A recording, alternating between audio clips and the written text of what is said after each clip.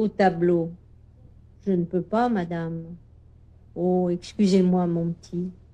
Dans cette salle de seconde du lycée de Rouen, une trentaine d'élèves se retournent vers moi. Elles savent qu'avec l'étoile jaune, je n'ai plus le droit de monter sur l'estrade. Heureusement, la cloche retentit. Tout le monde se lève, mais personne ne parle. Je rentre à la maison par le chemin habituel. J'allais couper par le jardin Solferino.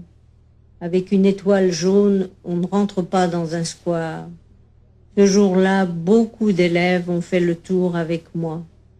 Devant la porte, un petit au revoir rapide. Papa travaille, il est chirurgien dentiste. Maman, depuis peu, lui sert d'assistante. Demain, il y a interro écrite de géographie. Je révise jusqu'au dîner. Vers 21h, la sonnette retentit. Maman descend et j'entends « Tous les trois ?» Oui, tous les trois. J'ai vite compris. 2 policiers français viennent nous arrêter. Nous entassons le plus de choses possible dans les valises. Il faut partir, les scellés sont collés sur la porte. On nous emmène au commissariat central. Nous y retrouvons des amis et des inconnus, tous les Israélites de Rouen. Des femmes, des enfants, des vieillards et même des infirmes. Les hommes de 18 à 55 ans avaient déjà été arrêtés en mai 42. Nous passons une partie de la nuit debout. Les Allemands arrivent vers 4 heures du matin. On nous sert du café dans des assiettes creuses. Puis nous partons vers la gare, direction Paris, où des autobus nous attendent pour nous conduire à Drancy. Un camp en pleine ville, une caserne en construction, sans cloison ni plancher, un grand lavoir au milieu de la pièce, un escalier pour les femmes, un autre pour les hommes. Puis des colis arrivent. Quelle joie quand j'entends mon nom. C'était toujours un grand événement. Au bout d'un mois, le mot déportation est sur toutes les lèvres. Des fils de fer barbelés sont placés autour de 2 bâtiments. C'est là que seront parqués pendant 2 ou 3 jours ceux qui ont lu leur nom sur les listes de départ. 3000 personnes par semaine, et chaque jour le camp se remplit à nouveau. Samedi 6 février, c'est mon anniversaire. J'ai 16 ans. Papa me dit « Je ne sais où nous serons pour tes 17 ans, mais je t'assure, ma petite cocotte, que pour tes 18 ans, tu auras une belle fête. » De plus en plus de départs, mais les Allemands s'aperçoivent que dans les convois, on leur met surtout des vieillards. Par représailles, ils commandent un convoi de 1500 personnes jeunes.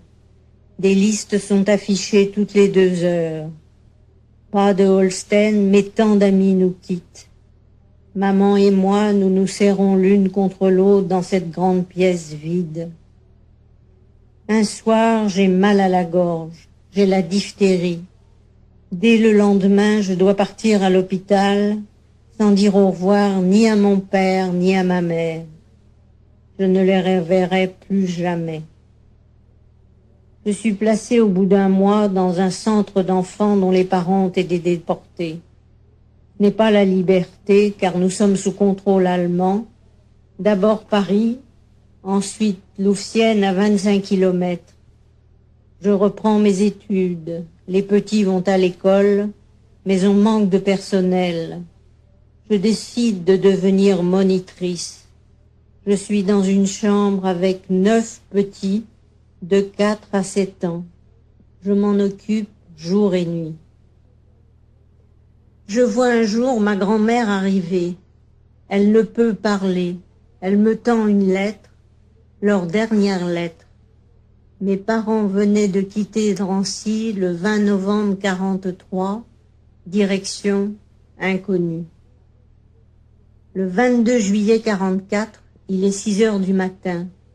J'entends sonner au portail. De ma fenêtre, je vois un officier allemand et 2 civils. La maison est cernée. Les enfants dorment encore. Il faut vite les préparer, entasser le plus de choses possible dans des couvertures. Nous devons être partis avant que Loufienne ne s'éveille. Un autobus nous conduit au camp de Drancy. En arrivant, nous retrouvons tous les centres d'enfants de la région parisienne. Ils sont là, comme nous, 180 futurs terroristes, de jeunes enfants hébétés que les nazis ont décidé d'exterminer sur l'ordre d'Aloïs Brunner. Les Alliés ont débarqué. Arriveront-ils à temps pour éviter le grand départ? Non. Le 31 juillet 44, gratifiés des fameuses fiches mauves, nous quittons le camp. On nous dirige vers une petite gare où des wagons à bestiaux nous attendent. On y entasse du ravitaillement, des seaux, des matelas, 48 enfants et 12 grandes personnes. Les wagons sont verrouillés, le convoi s'ébranle, nous étions 1300 personnes en route vers l'inconnu. Le soir, quand il fallut coucher les enfants dans le noir, les cris commencèrent.